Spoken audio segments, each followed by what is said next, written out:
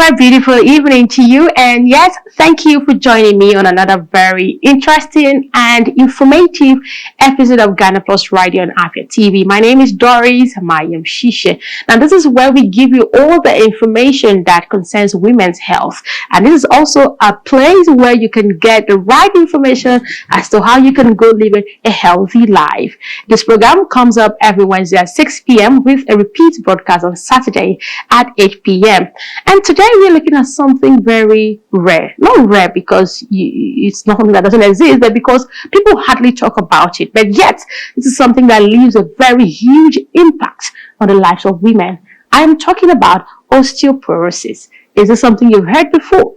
Well, it will shock you that I came across a disturbing statistics, and it says approximately one in two women over age 50 will break a bone because of osteoporosis. And also, a woman's risk of breaking a hip is equal to her combined risk of breast, uterine, and ovarian cancer. I came across this thing and I'm like, what? I didn't know about this. But today we have someone really special in the studio who will put us through all of this, what you need to know, how you can prevent it, and how you can live healthy even in old age. We'll take a short break and you will meet my guests after the break. Please stay tuned.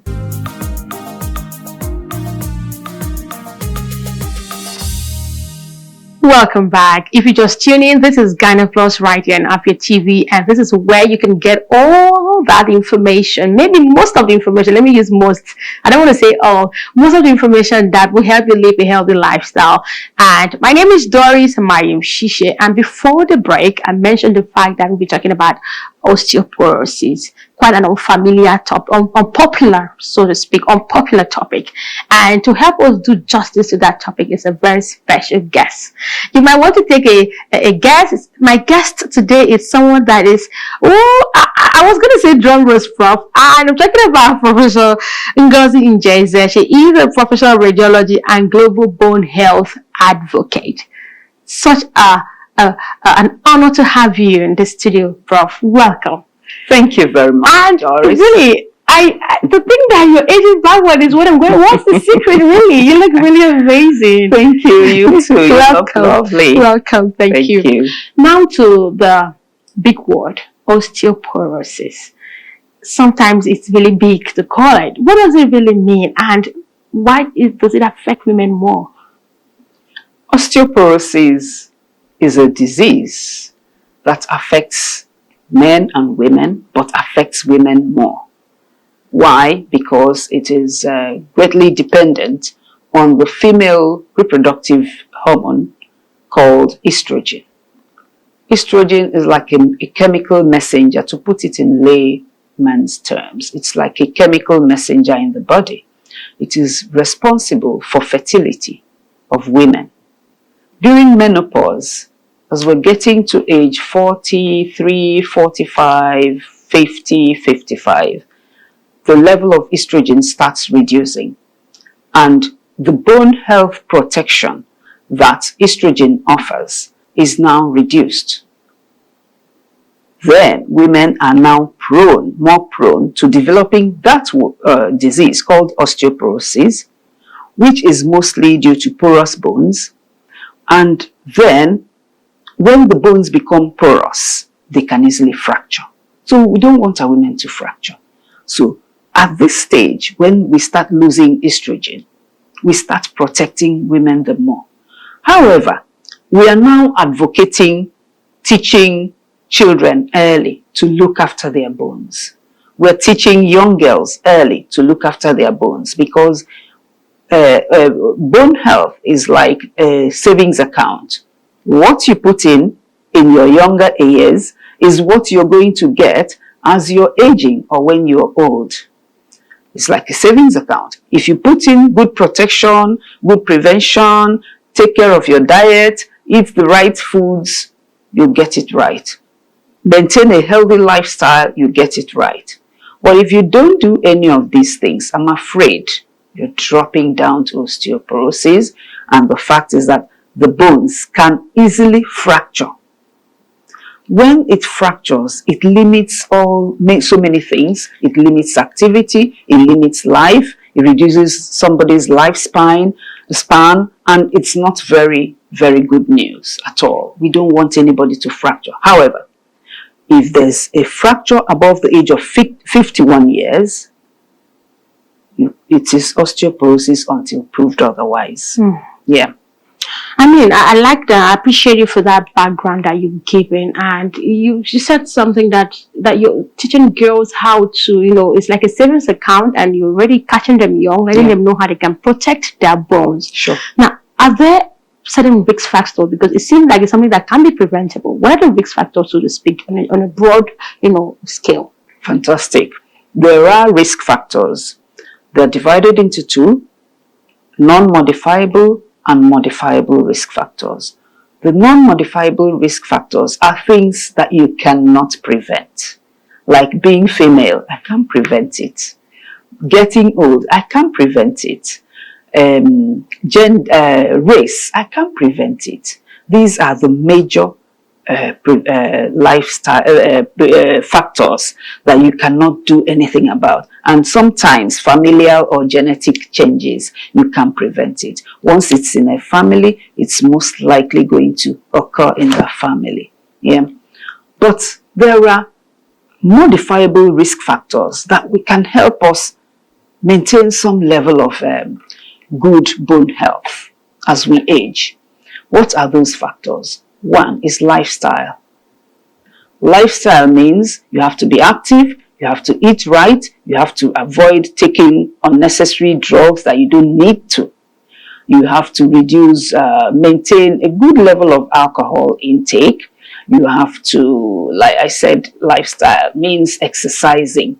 If you're doing a job that keeps you indoors, you're not going out into the sun to absorb some sunlight, you're not going out to exercise, you're not eating right, you're eating just the wrong things, you need to upgrade your level of calcium and vitamin D intake so that it can help you strengthen the bones.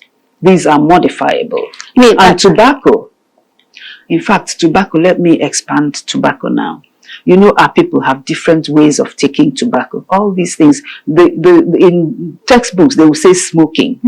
I prefer to call tobacco, because we take tobacco in a different way.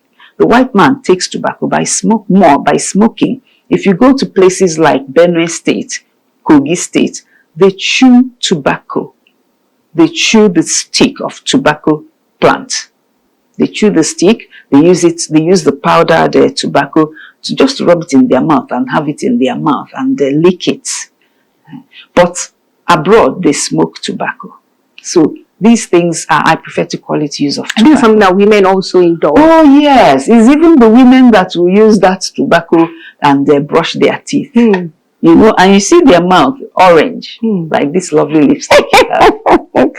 Okay, probably that was a lighter note, by the way. Thank you. So, are there certain signs to look at for? I mean, for some other illnesses, there probably would be signs, and you have to see a doctor or maybe get some treatment. What is it with osteoporosis? What are signs that women can? Osteoporosis actually has signs. Initially, it may not have signs until the bone fractures. Sometimes it comes with pain, severe pain. Sometimes it comes with a hunched back. At other times, it comes with loss in height.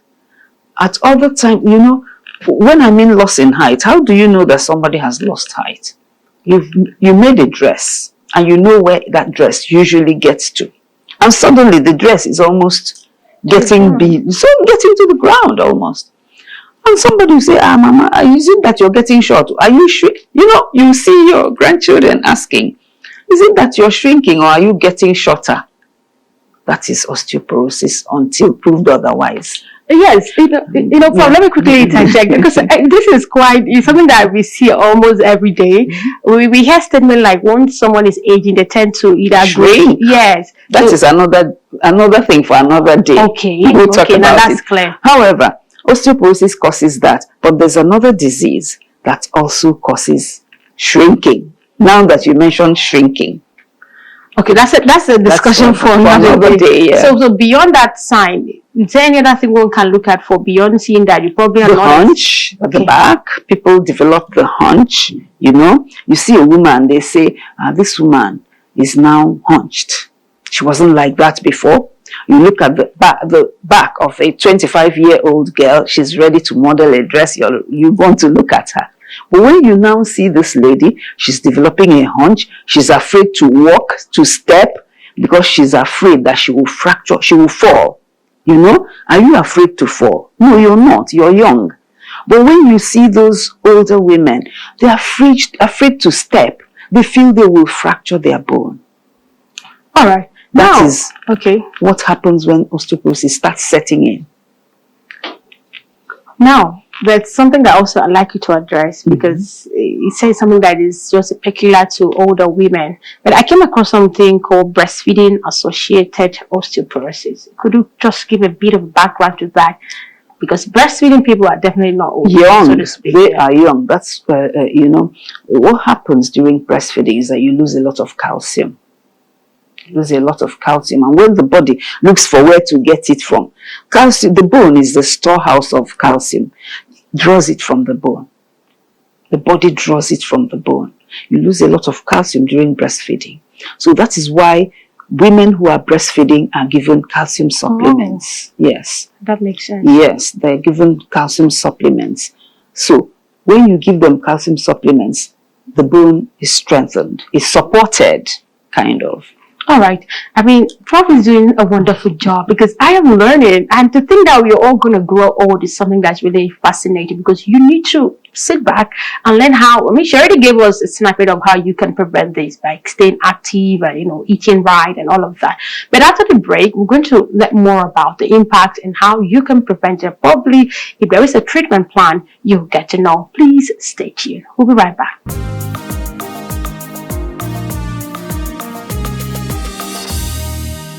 Welcome back. If you just joined us, you're watching Gyna Plus. I don't want to say you've missed so much. There's still more that you will learn on today's episode. We're still talking about osteoporosis.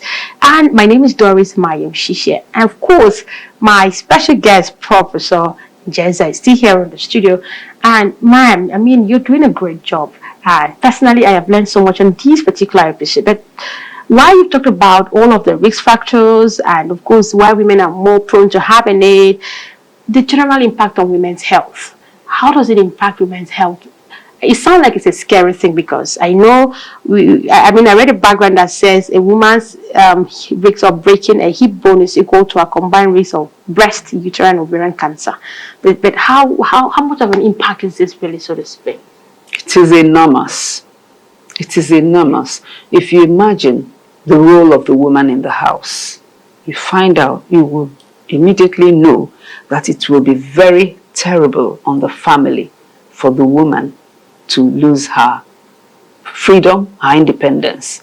Because a fracture is not just the hip bone that can fracture. It can affect any bone in the body. If it affects the hip bone, the person will not walk. Right. Imagine somebody who is used to fending for her family, not being able to do that. She's a vegetable seller. She goes to the village to buy vegetables to sell, to run her home. She can't go out anymore. Imagine a woman that's going to do school run, can't do that anymore. It's such a huge impact. The financial capacity of the woman, you can't imagine it till you lose it. I mean, earlier on you talked about the fact that, you know, staying active and, you know, keeping up with exercises and, you know, not living a sedentary lifestyle can help while you're younger. But it's for someone who is already down with it, is there some sort of management plan? Is there a way that it can be managed to help them go about a normal life? And people, sorry, one more thing, sorry, people who are, of course, watching, like, you know, younger people, what particularly can be done, you know, to prevent that completely? Okay. What can we do? The sun is free. People should go out in the sun and air themselves and get some sunlight. The early morning sun is the best.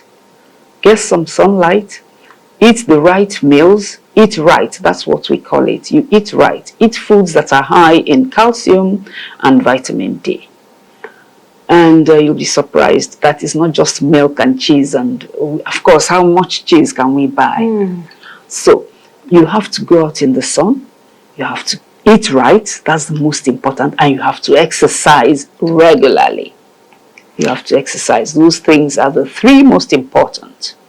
To prevent. Yes, for someone who is already, somebody who has it already. Depends on the stage. If no bone has been fractured, there are drugs they will give to them. So it's treatable to an extent. Treatable to an extent. You can control it so that you don't fracture a bone. Even if you fracture the bone, let it stop at one. In our group, we call it stop at one slogan. Stop at one means if you fracture the bone, please don't let a second one happen. But the thing is that once somebody fractures one bone, the second follows, third follows, fourth follows, and it's a terrible thing. When it happens to the ribs, even breathing becomes a difficult mission. Dressing up becomes a terrible mission. You can't do that. You can't do any of those things. Wow. I mean, thank you so much for this eye-opening session. And just like it, I mean, I see the inscription on your shirt, love your bone and protect your health. It is something that we all need to do, whether young or old. You heard it from our expert today, that it's something that the way you start planning your life as a younger person determines how you're going to grow old. And for me, I'm taking home this. I'm gonna be more serious with my life. I will get to work out more. I don't know what your plan is, but I mean, we've had Professor Ngozi Njeze. She is a professor of radiology and a global bone health advocate. Prof, once again, it's been an honor having you. Thank you for coming. Thank you very much. And of course, that's where we say goodbye on this week's episode of Gyna Plus. There's more coming your way. Keep watching Afia TV, and every Wednesday, don't forget to tune to Afia TV at 6 p.m. so you catch up with all of the update and information on Gyna Plus. My name is Doris Mayim-Shishe. Have a lovely evening. Bye.